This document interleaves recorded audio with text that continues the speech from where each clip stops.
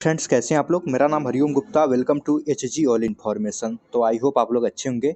और फ्रेंड्स, आज की वीडियो में हम लोग बात करने वाले हैं B pharma admission process in AKT university. ठीक है, वैसे तो मैंने इसके ऊपर बहुत सारी वीडियो बना रखी है, लेकिन आज हम वीडियो अलग इसलिए होने वाली क्योंकि इसमें सिर्फ और सिर्फ हम बात करेंगे एकेटी यूनिवर्सिटी के एडमिशन प्रोसेस के बारे में। ठीक है, उसमें गवर्नमेंट कॉलेज में एडमिशन कैसे होता है, प्राइवेट में कैसे होता है, एंट्रेंस एग्जाम कौन कौन से होते हैं और कितने मार्क्स का क्वेश्चन आता है। ठीक है, और एलिजिबिलिटी क्राइटेरिया क्या है और कितने सीट आपके लिए हैं। ठीक है, इन सभी चीज़ों की बात करेंगे एक एक चीज़ डिटेल में। तो वीडियो में एंड तक बने रहिएगा ताकि आपको कोई भी कन्फ्यूजन ना हो। बाकी इसके बाद कौन सी यूनिवर्सिटी का आपको जानना है वो आप लोग कमेंट कर दीजिएगा। ठीक है, बाकी चलिए शुरू करते हैं। तो फ्रेंड्स, जो एकेटी यूनिवर्सिटी है जो कि लखनऊ में है, ठीक है, और इसमें जो टोटल सीट है, मैं इसमें बात करें टोटल सीट की, तो एकेटी यूनिवर्सिटी में जो भी फार्मा के लिए टोटल 4200 सीट है। कितनी है? 4200 सीटें यहाँ पे है, आप लोग देख सकते हैं यहाँ पे।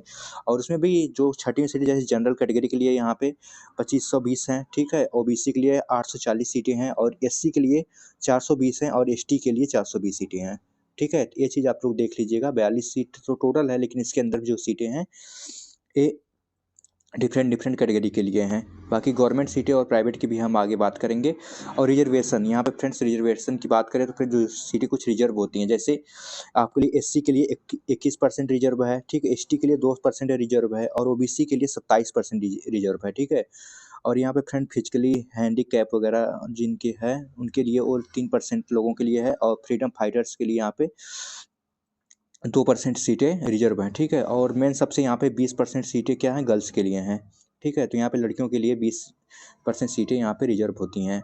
तो आई होप यहाँ तक आपको समझ में आ गया होगा। और इसके बाद करें हम सीट मैट्रिक्स के बारे में, तो देखो यहाँ पे जो गवर्नमेंट कॉलेज की टोटल सीटें कितनी है? 1200 सीटें हैं। ठीक है, तो मेन फाइट तो आपकी इनमें से ही है, आपको 1200 सीटों में से अपनी एक सीट बनानी होगी। ठीक है, और उस कॉलेज में जितने भी सीटें हैं सभी कॉलेज की मिला के सीटें बताई गई यहाँ पे 1200, और जो 3000 सीटें हैं वो क्या प्राइवेट कॉलेज की हैं। ठीक है, प्राइवेट कॉलेज की, उसमें टॉप प्राइवेट कॉलेज और नॉर्मल जो ऐसे हैं प्राइवेट कॉलेज दोनों मिला के हैं। ठीक है, और 1200 गवर्नमेंट की हो गई।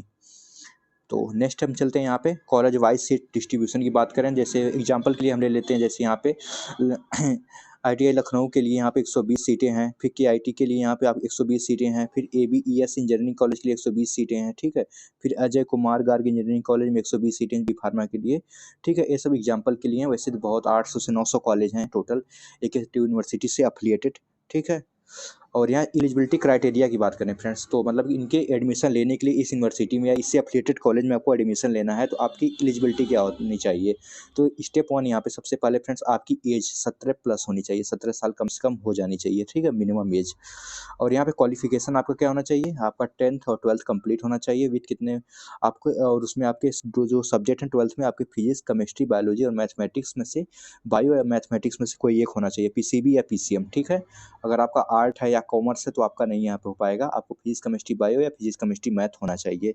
ठीक है, और मिनिमम मार्क्स की बात है, कम से कम 45% आपके मार्क्स होने चाहिए 10th एंड 12th में।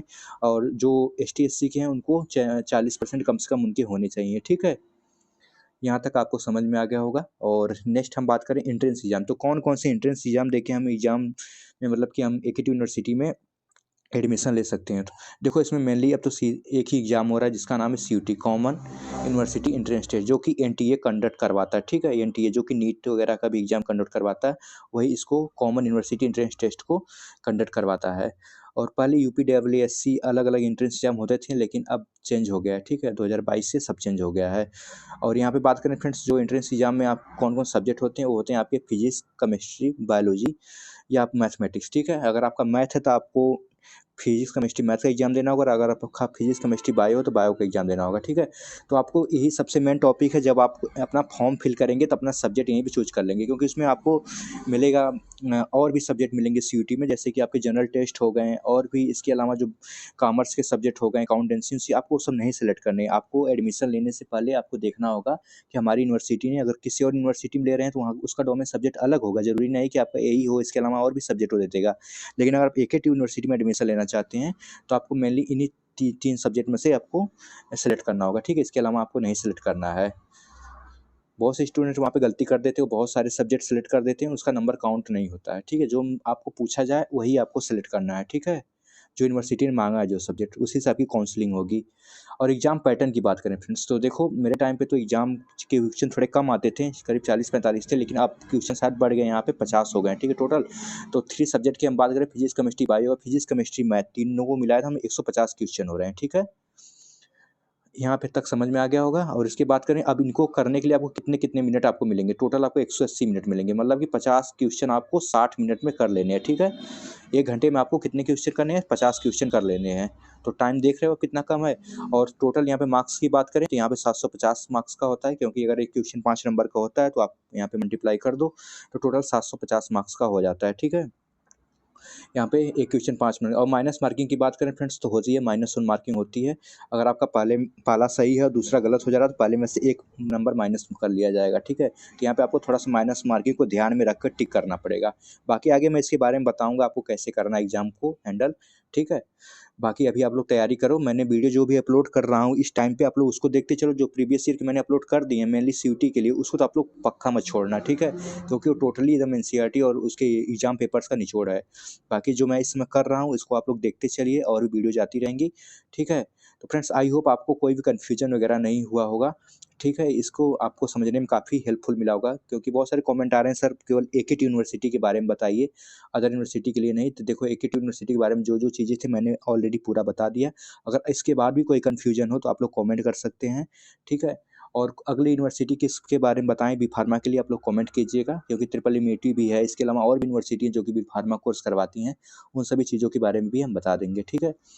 तो मिलते हैं फ्रेंड्स नेक्स्ट वीडियो में। वीडियो अच्छी लगी तो इसे लाइक कीजिएगा, चैनल पे नए चैनल को सब्सक्राइब कर लीजिएगा और अपने दोस्तों के यहाँ शेयर जरूर कीजिएगा, ठीक है। तब तक के लिए जय हिंद।